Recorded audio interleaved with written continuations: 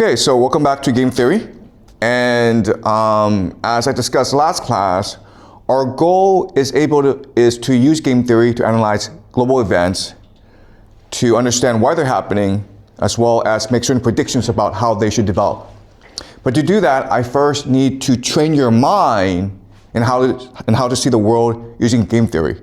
So last class, in our first class, we discussed the example of the dating game, of why men and women are motivated to behave the way they do when they look for a mate. Today, I want to discuss the issue of school. Okay, school. So for the first few classes, I'm going to use examples from your life that you know pretty well in order to develop the mindset for game theory. So school is something that you should know very, very well. As you know, the purpose of school is to train you in a way that allows you to be functional in society as well as to be creative, right? Okay, so the goals are basically literacy,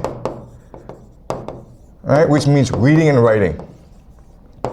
This is the primary purpose of school because in order to function in modern society, you need to be able to absorb information and convey information. Okay?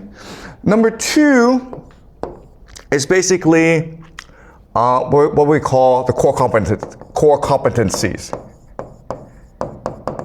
Okay? These are skills that you need to be successful in life, including the ability to think critically, to cooperate with others, to collaborate, to communicate, okay? You all know this. The last thing is what we call lifelong learning. So in the age of AI, in the age of globalization, school is just a start of the learning process. Because every 5 years, the world changes. So you need to be in a constant process, a constant state of learning. Okay, so you have to actually love learning, and you have to know how to learn for yourself. So these are the three basic purposes of school. And that's why you're at the school. Unfortunately, what we know is that most schools, I'm not saying all schools, I'm saying that most schools are pretty bad at these three things.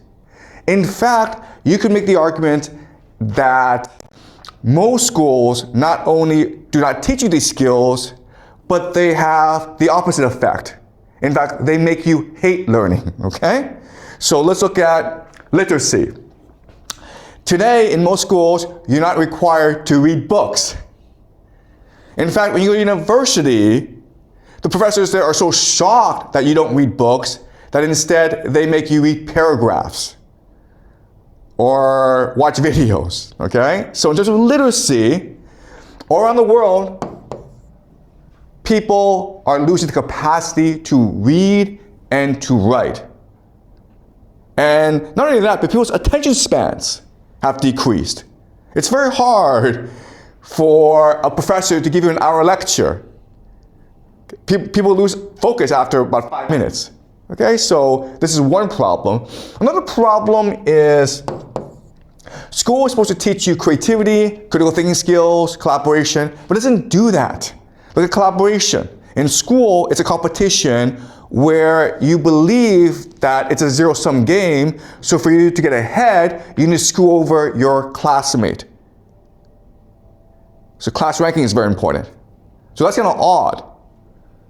Okay? And the last thing, of course, is lifelong learning, where school teaches you to hate school, and therefore teaches you how to hate learning, especially in China, okay? Especially in China, where you work hard until the national entrance examination at age 18, and then after the examination ends, what do? You burn your books.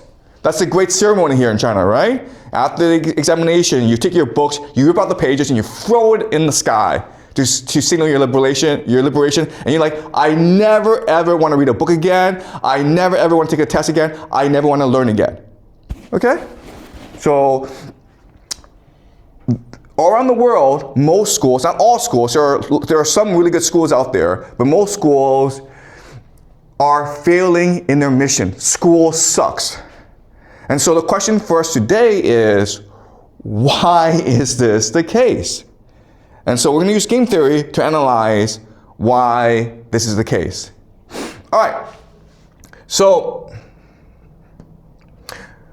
what I'm going to do now is I'm going to tell you a story about myself. So the year is 2008.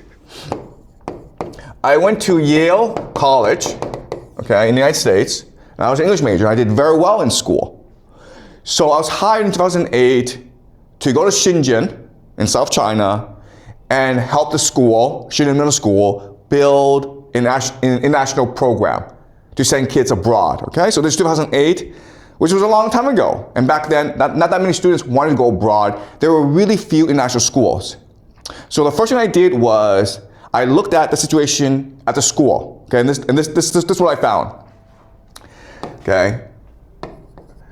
I found that students, even though they were going abroad, maybe about 10% of the students were planning to go abroad. So that's about 80 students each year. That's a lot. But the way they were going about the process of studying abroad was problematic. Okay, so first of all they were doing was taking regular Chinese classes. And you know, in Chinese classes, all you do is you sit in a room of 50 kids and you just take notes and then you take tests. You don't communicate, you don't ask questions, you don't debate.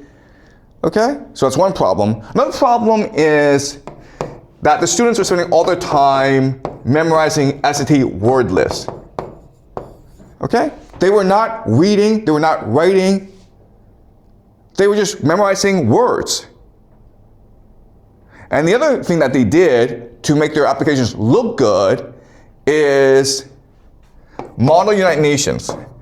Okay? And that's fine. Maybe some of you are modeling United Nations, and that's a good activity, but everyone was doing it. There was absolutely no differentiation. All right? So I looked at the situation and I said, no, I mean, you might be able to get into a good American university because, you know, these kids are very smart. But I wanted them to do well at the university and to do well in life.